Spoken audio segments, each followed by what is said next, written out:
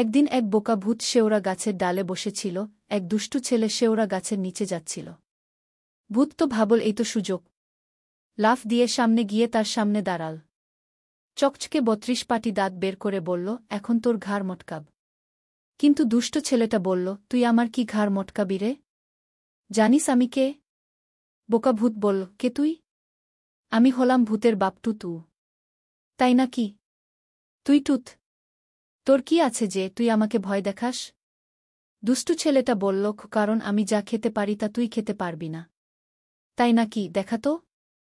দুষ্ট ছেলেটা তার পোটলা থেকে দুটো ক্ষুদ্র মাটির পাতিল বের করল। এক পাতিলে ছিল দই আর এক পাতিলে সাদা চুন। দুষ্ট ছেলেটা দইয়ের পাতিল থেকে ১ চামচ দই খেল। আর চুনের পাতিলটা বোকা ভূতের হাতে দিয়ে বলল, এইবার নে, তুই খা দেখি। কি বোকা ভূত তো আর এত কিছু বোঝেনি। সে যেই ১ চামচ মুখে দিয়েছে অমনি ওরে বাবা গো, ওরে মা গো, বাঁচাও গো বলে চিৎকার করে হাত থেকে সব ফেলে দিল আর দুষ্ট ছেলেটার পায়ে পড়ে গেল। এবার ছেলেটা জোরে অট্টহাসি দিয়ে বলল, হীরা জহরত যা আছে এখুনি বের কর গু। ফেরেখান। কেমন লাগলো গল্পটা?